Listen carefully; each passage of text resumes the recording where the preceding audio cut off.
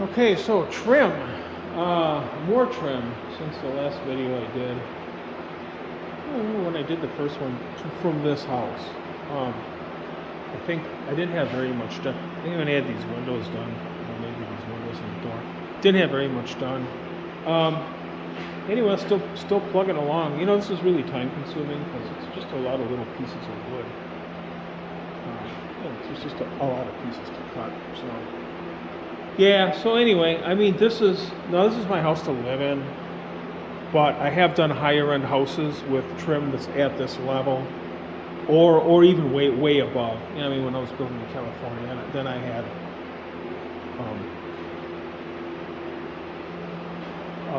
extensive. It was done by a company because it was way beyond my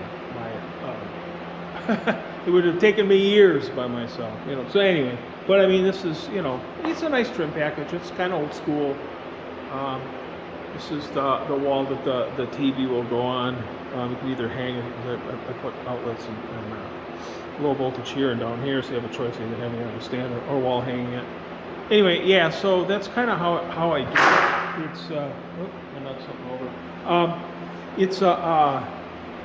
I use 1/4 inch plywood behind, and then this is all MDF here. So I use 1x4, and then the ones that run this way, I rip them down to 2.5 inches. I just think it looks better than having a 1x4. It doesn't take that much longer. And then wherever there's outlets, you have to kind of go around them. So I just kind of do like that, make them big enough that the plate will cover them.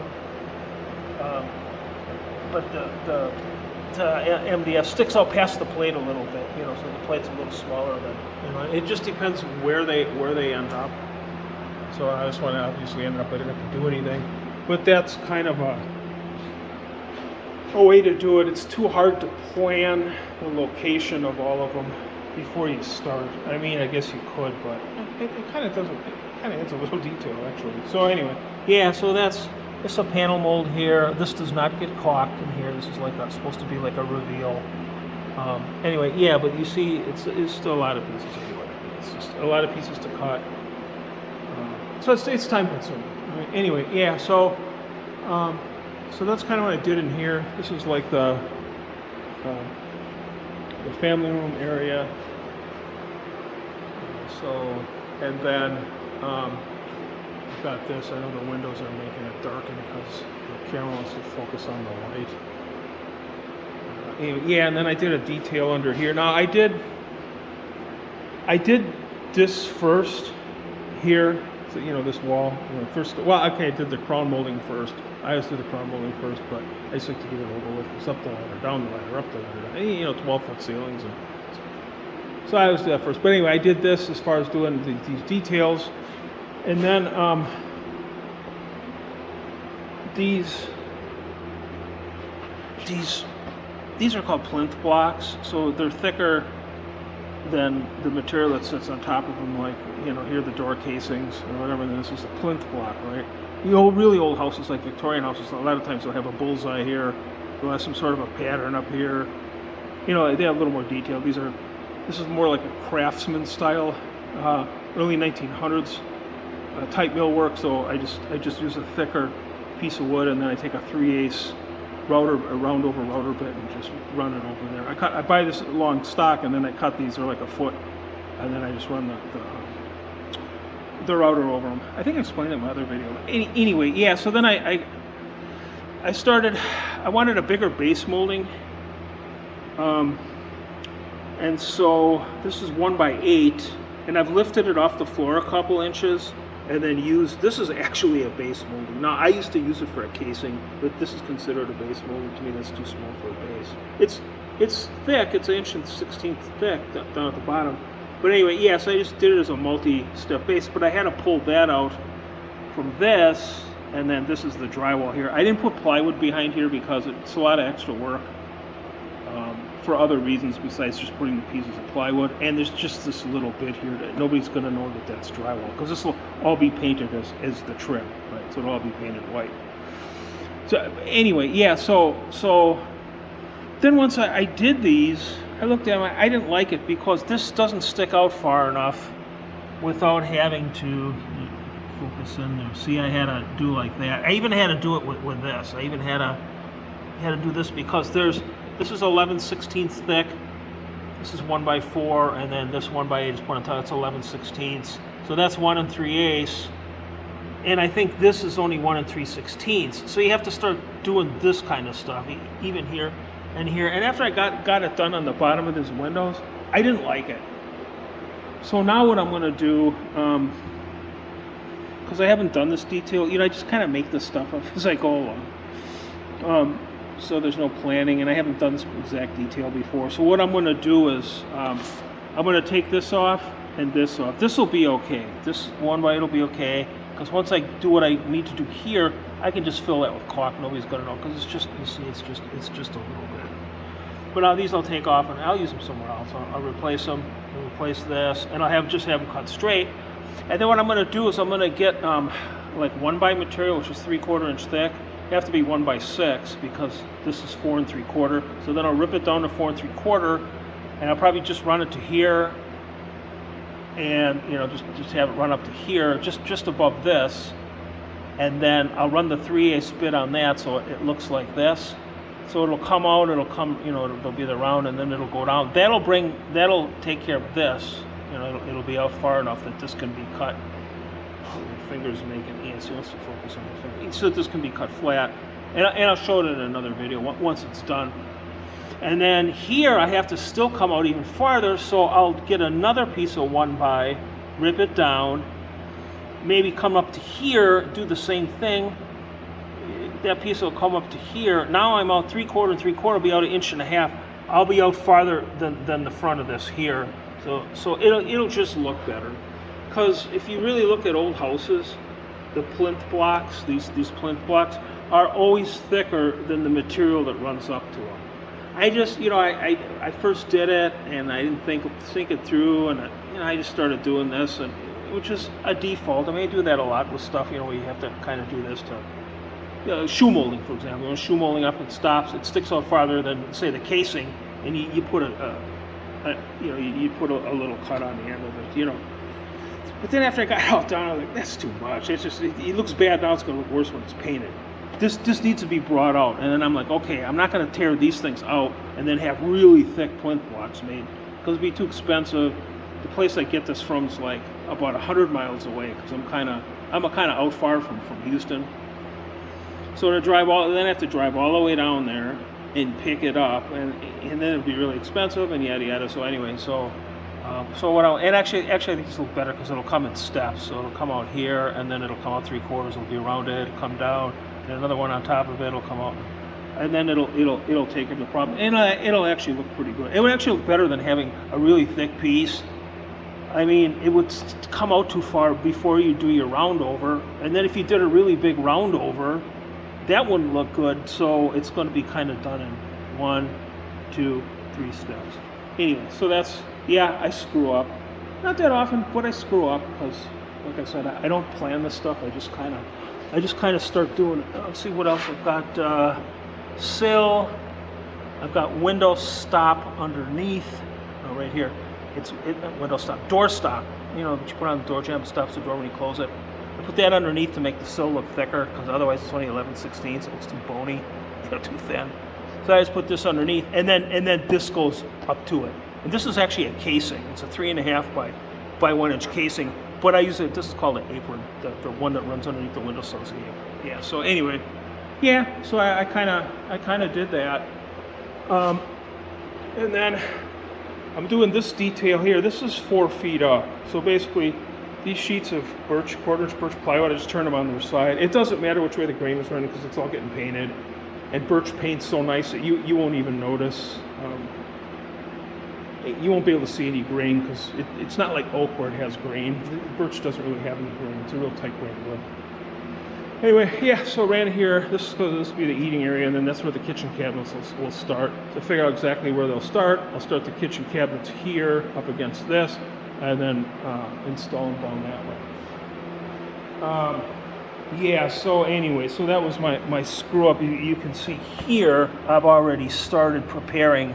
See, I just cut these off because I did this later But then I did this here. I did these little areas here after I figured out that I'm going to have to do like I just explained. So I just cut them off straight, and then I'll do the detail as I explain, and then see how you have to kind of make everything work. You know, you got to figure out the distance, what the distance from here to here should be, which should be the same distance as from here to here. So whatever from here to here is, this is two and a half. This is windowsill. I take it and rip it down. I buy the 5-inch windowsill. This is 6-inch, but I buy some 5-inch because it's a little cheaper. And because I want this front edge detail, right? And I want it to kind of match. So I rip it down to 2.5 inches. And then the piece that's left over that I rip off, it's cut off from here. I use it for other stuff, so it doesn't really go to waste. Anyway, yeah. So you want to come out here the same distance as you come out here to be aesthetically correct. And then I put little miters on it, and then under here. So see. So here's the stop molding, the window stop. I've also ripped this a little bit because it's a little too wide. I think I need 1.125, and it comes 1.375, so I have to rip a little bit off of that too. Anyway, yeah, so now that I don't have to put returns on that, I can just cut off flat because I don't really notice it. But this one, see, I have to put these little returns here, for example. I mean, you could cut it off flat, but I see then it doesn't look good from the front. So stuff's got to look right. You know, it's got to be right. And then here on the top, I take 1x6, I rip it to 5 inches. The reason I rip it to 5 inches is this here, and that's on, you know, on all this detail here. This here sits on top of the 5-inch, right? So then by the time you add this and this, when you come down to here, from here to here, you've got 3.5 inch. And I want 3.5 inches of this exposed so that it looks correct with these, which are 3.5 inches.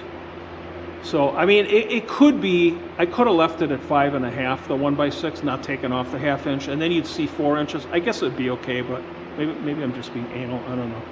It happens that way sometimes. You start doing stuff and then you start fidgeting around, you know, and then you get more detailed, because when you're doing stuff like this, you really get focused on what you're doing. You know, it's your mind, because this is all you're working on, and it's kind of intense. I mean, you have to, you know, stay focused, and so sometimes you start, well, I'll just do this, and it's only another minute or two, or it's only another minute or two, and then it ends up not getting out of hand, but it's just kind of the way it works when you get into finished stuff. So anyway, yeah, so here, see, some of these I've already changed out, these two, and I have them cut off square. So anyway, yeah, just a bad mistake.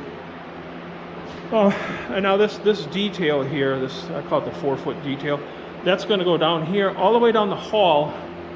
Going to start, the kitchen cabinets start over here, you know, they end here, and then so that 4-foot detail will come around down here. This is a pantry, that'll have shelves inside, but that 4-foot detail will go all the way down the hallway here. I think I'm going to do it inside this bathroom because this is the common bathroom, so it should I'll probably do that 4-foot detail in here. I mean, there's plenty of room. And it's a small bath, you know, it's a half bath. It's a toilet, and then there's going to be a little sink here, you know, cabinet with a sink. Yeah, anyway, yeah, so that'll come, that 4-foot detail will come all the way down. This will all be trimmed out. I'm going to do the 4-foot detail in here. And then I'm going to do this whole wall. This is my office. It's really a bedroom, but it's going to be my office. It's kind of a big bedroom. It's like 14 by 16. It's a pretty good size. But anyway, yeah, so I think I'm going to do this whole wall like the wall I just showed you where the TV is going to be. No, there's going to be no TV here, right? I like to do one wall. I don't want to do the whole thing because then I have to paint it all white because the trim should be white and then the wall should be another color. And I don't like a lot of white, so I don't want to make the whole white. But just this wall, you know, be painted with the semi-gloss oil paint. And here we use oil paint on our trim semi-gloss. Because there's no rules about oil paint like when I lived in California. You can't use oil paint. Anyway, yeah, so, and then this, here I'll do the 4-foot detail here, and here, and here. This is a closet.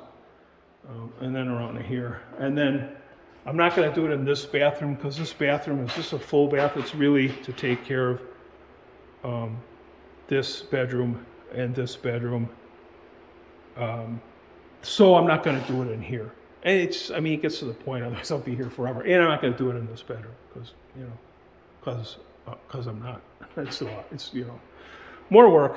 And then I'm going to put, I think I talked about it in the first video. I mean, maybe I did, maybe I didn't. But I've done this before, but I've done it with picture. It's called picture frame molding, or picture molding. They used to hang pictures off of it back in the Victorian days. Anyway, yeah, so I ended this, I didn't go all the way up with it beyond the crown. I ended here because this same, it's a panel mold, right? And I'm using it here, I'm using it here, I'm using it in a lot of places. But I've put it here all the way around this room because I think what I'm going to do, I'll have choices. So I can paint this all the way on up white and make it look like it's all part of the crown molding. If I want to get really fancy, I can buy three-dimensional wallpaper. It's like raised, stamped raised wallpaper. And I could put that in here and then paint it, which makes it look even more, I don't know, more old school, I guess. They used to use it back in the Victorian days. It's called Anaglypta, and there's another one called Encrusta. They even used to use it down here. I mean, they'd put a strip of wood here, then make all this out of that wallpaper instead of maybe doing this, that raised, you know, three-dimensional wallpaper. It's got, you know, patterns and stuff on it. Instead of doing this, maybe because it was a bit cheaper, but you could still get kind of an effect, for example. So you just put a strip of wood here, and then from there down to the base, you do that, and then you just paint it. You know, you paint it. It's made to be painted. Anyway, yeah. So I'm going to do this, and then I'm going to do this in the big room there with the kitchen and all that, down that hallway, and then in the office. This little molding here. So it just adds a little bit of detail. I think the last video I covered. Yeah, see, this is where the headboard of the bed is going to be, and then this will be the TV wall. Again, I've got high and low. You can't see them behind the scraps there, but the high and low give people choices. And then, yeah, and I always put this here. There's going to be 4 switches here. It's by the bed. You know, you have to reach for it a little bit. I always do that in higher end houses. This isn't a high end house, but it's my house to live in.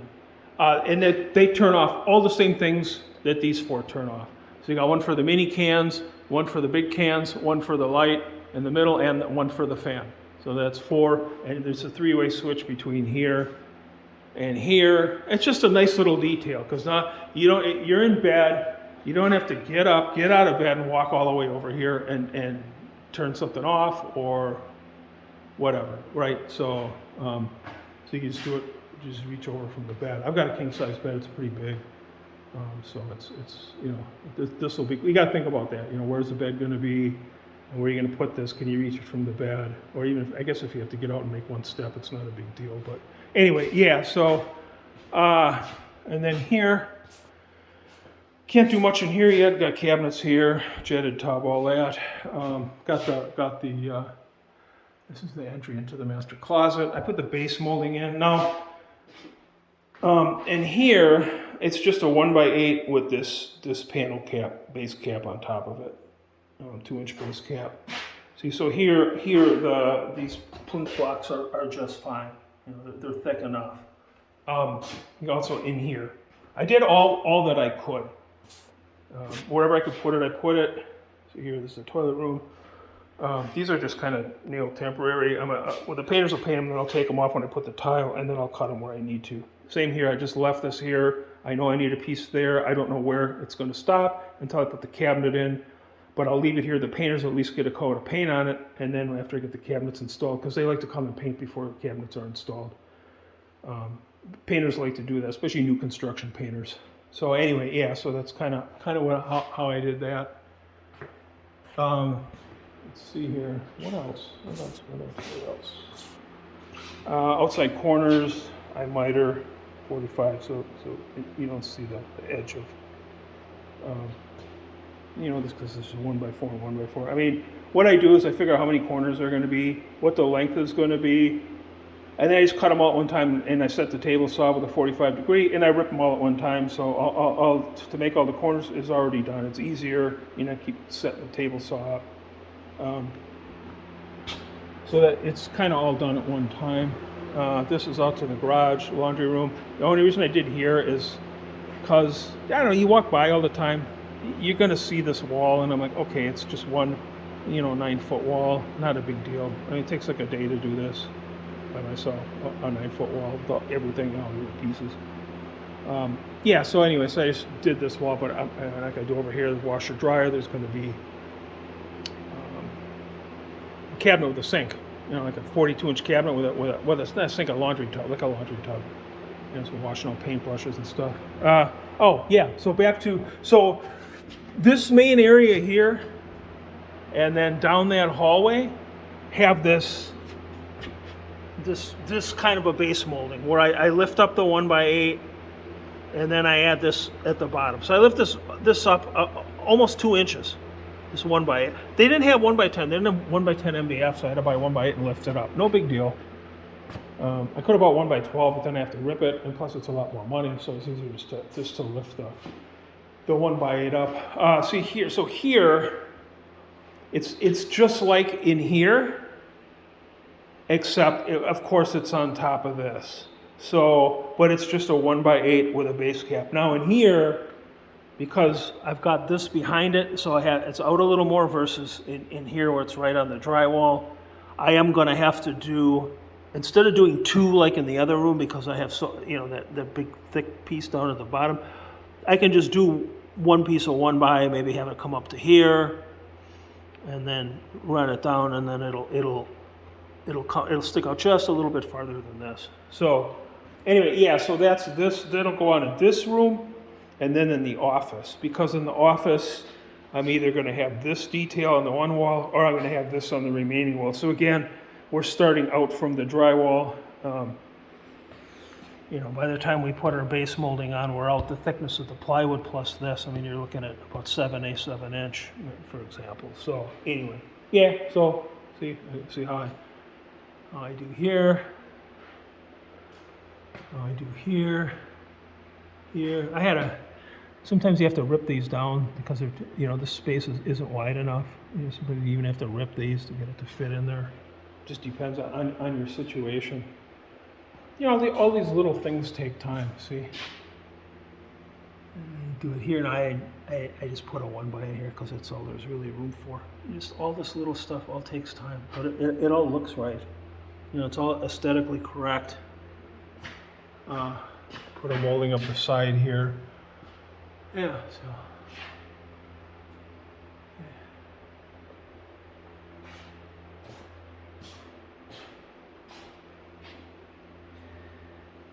I had to have an extra wide piece of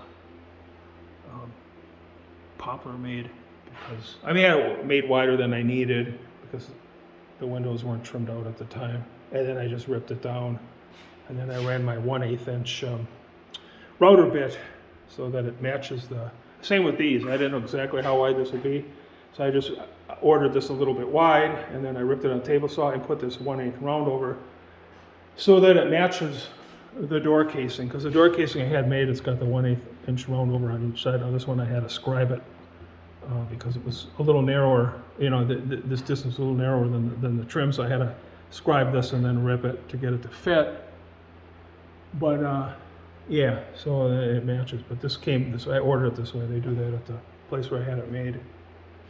It's a 4 3/4 inch by 13/16 poplar casing. I think they charge me around $1.85 a foot. It's not bad. It's a reasonable price. And then I also have that one made. This I just use MDF because it's cheaper. And then this is a stock parting bead. I think it's 11/16 by 1.25 with a bull nose on it. And that's finger jointed pine. So I have this made and this made. And the plinth blocks. And then I do have them make this. I have them ripped from sheets of MDF. This is 7.5 inches. It's the proper height for the width of the trim and the height of the doors. These are 8-foot doors. It's all about It's all about proportions, which people nowadays, since carpentry isn't what it used to be, 100 years ago, or 80 years, before World War II, people have lost their sense of proportion, and I just see a lot of really stupid stuff done in carpentry in new houses. Even when they're trying to replicate the old look, like that's what this is doing, the proportions are all wrong, or they just don't know how to put it together right. So I just look at stuff and I go, okay, well, I guess it's better than when in the 60s when they used to put a little 2-inch by 5/8 inch, not even 2 inch, sometimes 1.5 inch around the door. Remember those days where those houses and doors were just flat, just flat, hollow, flat. Now these I ordered solid. These kind of replicate the old school. These are solid core. They were a little bit more. They were about $60 more than this. They make the same thing in a hollow core, but for $60 more. I mean, you feel like you're closing a door. They've got a little bit of weight to them. So, and I've got like 15 doors in the house. It was $900. I'm like, okay, well, I can splurge a little bit. Yeah. So that's kind of what I'm doing. That's how it's turning out. I'll do some more recording. I think on the first one, the first video I made about this trim, I think I explained on how I trimmed out the windows. I've got other videos. If you check out my channel, when I was building a small house for resale, which I'm building more, I don't always do the work. Like I'm doing 2 right now, and I'm not doing the work on either of those, well, mostly because I'm here. But and I explain like how to hang doors, how to do these different trims, how to trim out windows. I probably won't cover as much of that kind of stuff because you can go into my channel and find those. And then, if you go into my channel, I took a house from start all the way to the end. So if you go to the part where there's the framing stuff, okay, it's too early. If you want to know about trim, you can scroll through the videos and tell you they're kind of in order as the house is being built. This is more for just showing you ideas on stuff you can do, or if you don't know how to do it and you're building a house and you want to hire people to do, you can say, hey, can you give me a trim job like that? Something like that. So here's a situation where I had to rip them so they. Oops, I got a little chip in that one. I'll have to fix that before the painters come in. Fix stuff like that. Anyway, yeah. So that stuff's really time consuming. I mean, really, it's a lot of pieces of wood. Yeah, so this is more like, hey, here's something you can do if you want to trim your house out so it doesn't look like everybody else's house. Now, if you're working for somebody full time, you're not going to be able, this is going to take you too long. I mean, I can't tell you how many days I have here already. Like 8, 9, 10-hour days. I mean, a number of them. It's time consuming. So if you couldn't do this, I mean, unless you've got forever to wait to get into your house to move into. I mean, we kind of do because we poured this concrete slab like a year and a half before we started framing because that's when lumber shot up, and I was like, I'm not paying $50 for sheet OSB, $15 for a 10-foot 2x4. Yeah, I said I know the lumber will come down, and we're living in a place here in the subdivision that we bought for $40,000, and we fixed it up, and it's perfectly fine. It's like 1,200 square feet, and it has a 1.5 car garage. So we're not in a hurry. So we waited, and then when the lumber came down this spring, maybe February, I don't know, whenever we started framing, and then we came back down to normal, $9, $10 OSB, $4 10-foot 2x4s or whatever, then we started the framing. But we're not in a real hurry. So my point is, on something like this, this is very time consuming. I mean, this can take somebody 4 or 5 days. It's not experience. This probably took me 3 days. I mean, by the time I get all this, I bet that's a good 3 days, right? It's very time consuming. But I'm not trying to scare you away, but they don't do a lot of this anymore because it's time consuming and it's expensive. And people would rather put their money into, back in the day when they were doing this, I mean, every room had one light and one outlet. There was no insulation in the walls. There was maybe one bathroom in the house. There wasn't all the stuff you get now in a house, right, that have taken the place of stuff like this. right? So now, in order to get stuff like this done, you don't have to be rich, but I mean, you got to be prepared to put out a lot of money on top of all the modern conveniences and things that you didn't get back in the day when they were doing stuff like this, right? So houses were smaller. I mean, the average person lived in 1,400 square feet. I mean, if you lived in 2,000 square feet and had 2 bathrooms, 80, 90 years ago, you were considered rich, for example. So anyway, yeah, so that's kind of it. So I did the ceiling chrome molding. I think I went over that in the first video. My wife wanted this detail. I built a house and sold it that had this detail in the ceiling. She liked it. She was like, oh, let's do this detail. Okay. Right. Yeah, so anyway, so that's kind of it. Oh, we're coming on, what, 30 minutes? Yikes. See, I got the thing that holds the phone. And so when I have the thing that holds the phone, I tend to make longer videos because my hand doesn't start aching. So anyway, I'm going to get back to work because I need to get back to work. And yeah, check out my channel. Like, subscribe, the usual routine. Especially like, because that boosts me in the algorithms. So more people see the video and they can learn stuff. And then, yeah, back to work.